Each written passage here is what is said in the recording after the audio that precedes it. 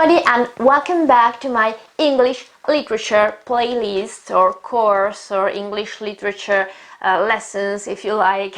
So this is the English literature playlist, but today we're going to talk about the English language. Yes, it is important, very important, to understand the evolution and the development of the language when we use it, obviously, and especially when we study that literature. In fact, studying literature, we are quite used to using words like, or definitions like Old English, Middle English, Modern English, Early Modern English, but most of the times we don't know exactly what they mean, which period are we talking about, which features characterize that specific language or that phase, of the language. It is very important to understand that, and that's why today we're going to talk about the development of the language from the very beginning to nowadays, So let's start saying that, basically all of our European languages come from a common root, and that root is the Indo-European language, which was obviously a mixture. There were many versions actually. It was a mixture, of languages, and within the Indo-European language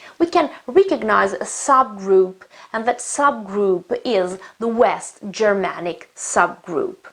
This is where English started, we can say so.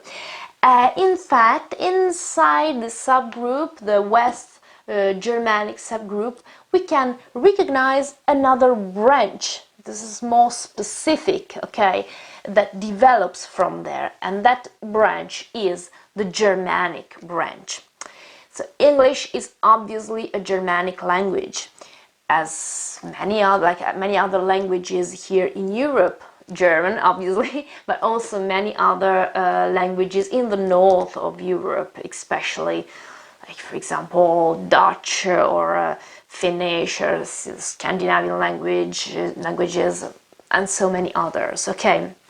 They're Germanic languages. But obviously, a language doesn't develop, throughout the centuries without being influenced by other languages, completely different languages. A Germanic language will be influenced by Romance languages, and obviously the other way around. So, which languages actually influenced English? So, first of all, the Celtic language. The Celtic language was the language of the early inhabitants of the Isle. So the Anglo-Saxon Isle, we would call it the UK today. So obviously the Celtic language wasn't written, it was only a spoken language, and it represented also the uses and the traditions, the kind of society of those populations. But then we can also say that English was influenced by Latin, and that's because it was the language of the Roman conquerors. The Roman Empire conquered that area, and Latin was the language of the conquerors, and so they used it for official issues, and the language influenced also the language of everyday life, and common people. Not just language, also, their social the social habits, for example, and then urbanistics, technologies, many other aspects actually. Language was obviously one of them. Then we can say Germanic and Scandinavian languages and dialects influenced English a lot, actually. That they were the languages or the dialects of different populations that moved, in Europe, quite in the middle of, we can say, the area that today is can be called Germany, obviously, and also Scandinavian populations. They had different dialects and they influenced English a lot, actually. And finally, there is another element which is very, very important, and it is called the Teutonic element. The Romance one, actually, and it was, we can say, the French influence that was a consequence of the Normans, okay, who came from France. Okay, we know that in the year 1066, okay, there was the Norman conquest, okay, and obviously from this moment on there is a strong influence of the French language on the English one. Now, when we talk about the development of the English language, we usually talk about three steps, three phases, okay, three periods. The Old English, the Middle English, and the Modern English, which is actually divided into two, okay, Early Modern English and Modern English. So we can basically say that the phases are four, okay, Old English, Middle English, Early Modern English, and Modern English. Now let's start from the first one, so Old English.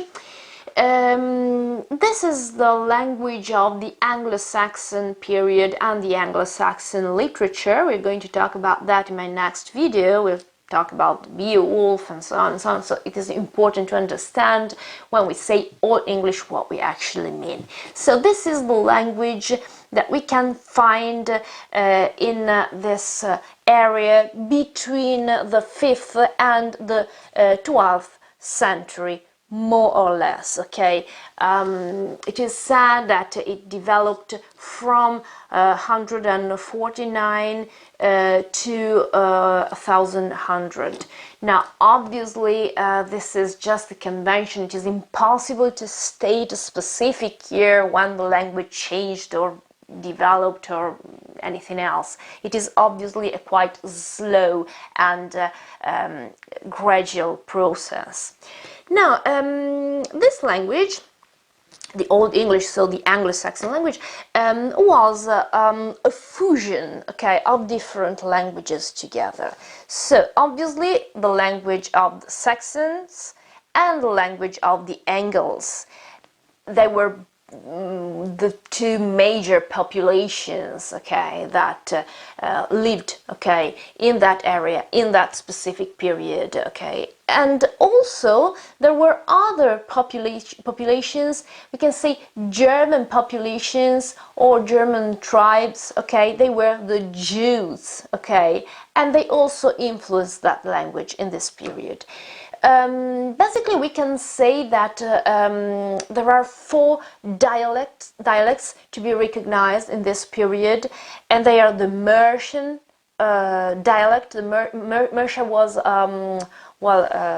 sort of an area quite in the middle of the island. Okay, so the Mercian dialect, the Kentish dialect. Okay, Kent is a word, a place, county that exists today as well. The Northumbrian dialect. Northumbria was another area quite in the north, obviously. And then another dialect, the West Saxon dialect. Remember this one because this will be very, very important, because we can say that the Standard English will develop from this. Okay, we'll see that later while talking about the Middle English. So remember this. Remember all of them, obviously. This one is probably the most important one. And now, features of this language. First of all, declensions. Okay, we had inflections. Okay, the declensions were obviously a typical characteristic of Latin, okay, but we may find them also in German languages. In German, okay, nowadays there are obviously inflections and declensions. What does it mean? So declension is when the noun or other parts of the sentence change, okay, their ending, the suffix, the final part, okay, depending on the function that they have inside the sentence. So basically, it's all about syntax. Okay. Now, in Old English, there were 4 cases, okay, as there are 4 cases today in German. And they were nominative, accusative, dative, and genitive. Nominative for the subject, accusative for the object, okay, and the other 2, dative and genitive. They still exist in German today. We had other 2 cases in Latin, vocative and ablative. They didn't exist in the German languages. So basically, declensions or inflections were a very strong and important feature of Old English. And another very important element was the alphabet. It had nothing to do with our alphabet, with Latin alphabet. They used runes. Okay, a runic alphabet. We talked about runes.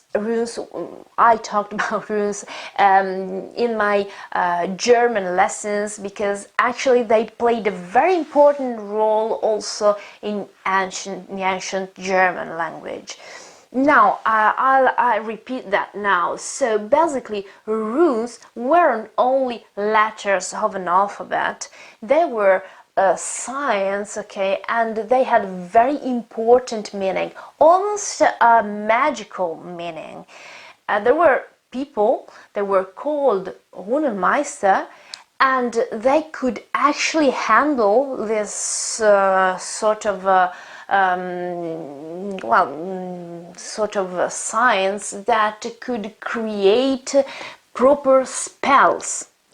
That's why runes had actually a magical power, and they meant so much more than mere letters, we can say so. The alphabet changed, and we actually have a Latin alphabet after, obviously, the conversion to Christianity. Now, this is what the Old English was about. Then we have the first shift, okay, to second step of the English language and literature too, of course, and I'm talking about the Middle English. The Middle English developed between the 12th and the 16th century. Now, it is very important to remember that language, well, as well as literature, philosophy, or science in general, they change, okay, while society is changing, okay? They depend on history, on what actually happened in that specific place and in that specific moment. In fact, the Middle English develops in a period set between 12th and 16th century, in a period in which there is a great change in that area, but we can say in the whole Europe, okay, from a feudal, a medieval and a feudal system, okay, with a very strong and strict hierarchical order, to, okay, another period, humanism, Renaissance, okay, a period in which society changed, okay, culture changed, classics were studied again, and everything changed. Basically, in England, we have, well, during the medieval period, we've got a very traditional feudal system, and in the 16th century, we got the Golden Age, okay, the Elizabethan age, so it was completely different. Obviously, the language changed, okay, together with society, okay. Basically, we can say that Geoffrey Chaucer was the father of the English language. This is how he is defined, but I would rather say he was the father of the Middle English. Okay, so in his works, especially the Canterbury Tales. I've got a lesson, a video in this playlist here, English Literature, that is specifically about Chaucer and specifically about the Canterbury Tales, about his work, and about the elements that made his work so important and so revolutionary for the time. It's not just about the language, which actually was very important, but it's also about the content, because for the first time he, using satire and other elements, he could offer a different perspective from the medieval one, from the feudal one, okay? So we understand that something's changing, okay? It was a very clever work. Now, yeah, if you have time, if you're interested, you can go back and see this video about Chaucer and the Canterbury Tales. It could be very, very interesting. Anyway, talking about the language, Chaucer is actually the father of the Middle English, and he could actually end, he could actually, we can say, create some order in a period of great confusion as far as language was concerned. In fact, the language had been, until Chaucer decided to write the Canterbury Tales and to change something, the language had been basically a fusion in this period, a mixture of the Mercian dialect, which was also called the Midland dialect, because as I told you before, Mercia was actually in the middle of the land, so it was called the Midland dialect for this reason, and the London dialect, okay. This mixture was completely replaced by the language, by the dialect I mentioned before, so the West Saxon. You remember, I told you to remember about this word, and I would have talked about that later. Now that's the moment. So the West Saxon dialect, and then it became also a language actually, was very important at the time because it was the very beginning of the Standard English, we can say so. What changed actually? First of all, the accents of the language were completely different. Less inflections, okay, so the importance of declensions decreased. We find less inflections, and we have prepositions, okay, that basically play the role that inflections used to play in the Old English. And articles, of course. Articles start to appear and to play an important role. Why they didn't during the Old English, they didn't while declensions and inflections were so important. In fact, in Latin, for example, we don't have articles, okay? Now we start to have articles as well. As I told you before, in this period the influence of the French language is quite strong.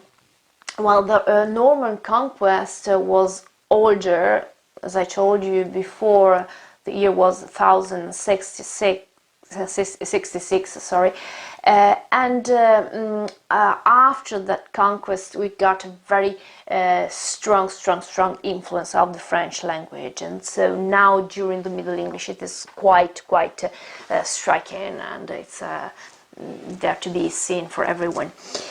Now, another shift, okay, another change. We move on to the next step, the next phase of the English language, which is modern English. Well, modern English, we can say that it starts in the 16th century and it is used today as well, okay, so it is from the 16th century to nowadays. But obviously the language they used in the 16th century was completely different from the language we use today, okay? So it was a good idea to divide this period, to divide this phase into two smaller phases, okay? Early modern English, which is basically between the 16th and the 18th century, and then modern English, okay, since the 18th century. Now, let's start talking about early modern English. Now, that was Shakespeare's language. So if we said that Chaucer was the father of the Middle English, we can actually say that Shakespeare was the father of the modern English, or better, the early modern English if you prefer. Now, this is another important period as far as social and historical development is concerned. The background changes completely now. So basically, in the 16th century, there is the development of the Golden Age in England. It is the Elizabethan period. I'm talking obviously about Elizabeth I, Tudor. There is a very, we can say, a new flourishing period for arts in general, and the study of the classics influenced the language as well, especially Greek and Latin, but also other languages, like for example the Italian language, languages that belonged to countries where the Renaissance developed, okay? So Italian language, French language, Spanish language, they also played a role and influenced the English language as well. This is the period of humanism, of Renaissance, of a new attitude towards knowledge, towards science, towards arts, obviously. The language changes a lot, also the pronunciation. Just a small example that actually changed the language a lot. So the final E, when it was unstressed, okay, it was pronounced during the Middle English. Now it isn't pronounced anymore. And today it isn't pronounced anymore. So it changed completely, okay, the pronunciation of many words actually. Now, why is there this shift from early modern English to modern English during the 18th century? Well, because of a very important reason as far as literature is concerned, but also as far as society is concerned, because once again we can say that literature depends on history, on society, okay, on what actually happens in real life.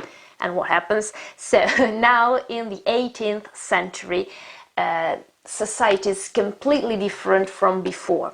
The most important social class is the middle class, and they aren't interested at all in stuff like chivalry or epic fights of good against evil, or warriors and heroes that fought for the Lord, for God, for love. They aren't interested in any of that.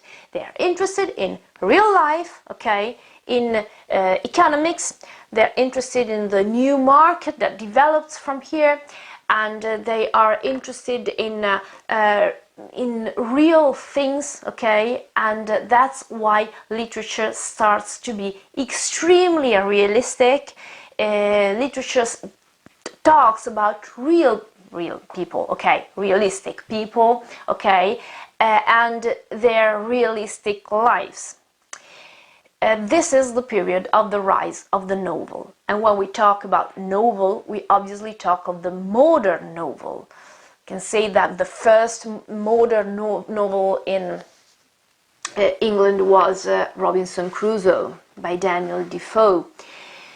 By the way, also in this case, I've got a very specific video or lesson, if you like, in this playlist. It is called The Rise of the Novel, and it talks in details about the differences between the novel, okay, the modern novel, and romance and literature before, okay. There are very specific features that characterize the novel, okay.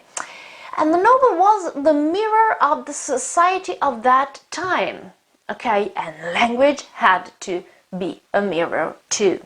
That's why the language changes in this period, and we shift from early modern English to modern English during the 18th century. Now, the language now represents or tries to represent those ideals of order, of stability. We also have the first dictionaries, the first grammar books that were actually based on Latin syntax, but anyway, there was the desire, okay, to make things clear. During the next century, and I'm talking about the 19th century, and now I'm talking about the Victorian era, Victorian Age, the British Empire, okay. In this period, England exported somehow its own structure, its own ideals, its own system to the colonies, okay. They strongly believed that their lifestyle was the best lifestyle ever, okay, and so they imposed their scholar system, they imposed their social structure, they imposed their language, their religion, their very strict moral code, and also that ideal of a patriarchal family, many other elements that you find in my video about the Victorian era, okay, Victorian Age actually is the name of the video, so if you're curious or interested in any of that, you just go back to my video about the Victorian Age. So, in this period, there is, obviously, when they conquer the colonies, okay, when England conquers the colonies, when Victoria conquers, they obviously take their language, okay, along with them, but they also receive, okay, influences from the other countries, words. There are new objects to be named, okay, and so new words are necessary. And technologies in this period are very important. Let's remember that during the Victorian Age there was the first Great Exposition, okay, in which technologies were actually shown, we can say so. And so it was necessary to find a language that could actually talk about technology, about science. Okay, so new words were needed, okay, new vocabulary. So the language changed, but not only as far as the syntax was concerned, but also as far as the vocabulary was concerned. Then there are some technical elements of the language that changed too.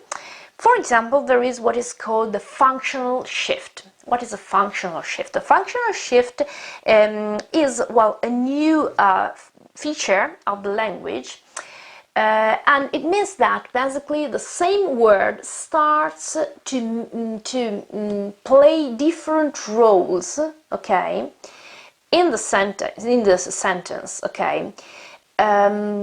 Example, the word rain. It is the object, okay, rain, the water that falls down, but it is also the verb to rain, okay. So the same word means two different things, okay, and grammar, and from a syntactic point of view, the same word plays two different roles, okay. This is called functional shift. Then another element, the structure, the grammatical structure changed a lot. It became easier and easier. And obviously it was also because it had to be used in colonies, administration, an official language was needed, and it is today as well. That's why we also use English everywhere to do anything. But this language that apparently may have a simple grammar has got an incredible wealth of synonyms.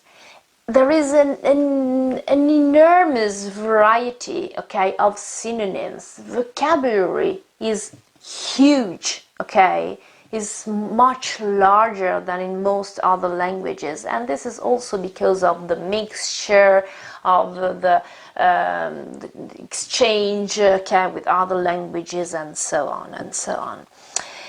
Another important element of modern English, and this is something that students hate, okay, is the flexibility in verbs, okay, that change their meaning when they are connected to a preposition. This is what we call today phrasal verbs, okay, the same verb that may have different meanings depending on the preposition that follows. Yes, I know this is very difficult for students, but this is something that makes the language even richer. And this is it. I think that I have talked about the development of the language throughout the centuries, giving you some important elements to actually determine the characteristics, the features of the different periods. Obviously there are many more, but we would need like a 3 days long video, and I don't think you'd like to follow that. So I think that's all for the moment. In my next video we're going to talk about the Anglo-Saxon literature, and so we're going to talk about Old English again. If you have any doubts, you can ask me your question in the comments below, or you can go back and try and see if what you're looking for exists, okay, already in my playlist, okay, because there are so many videos concerning literature and the different periods of time. Thank you so very much for watching. Please, if you like my video, just leave me a like, okay? This is very important for me. It's very, very important to receive your feedback, okay? Because in this way I know if you like what I'm doing, if I have to change something, or if you're interested in this kind of topics, or maybe you prefer something else. So this is very important. It's very important for me to know what you think and what you basically how you feel about all of this. So please share if you believe that this is interesting, and please follow and just hit the bell if you want to receive news, okay, from this channel. Thank you so very much for following, and see you again very, very soon with the English literature. Thank you, bye.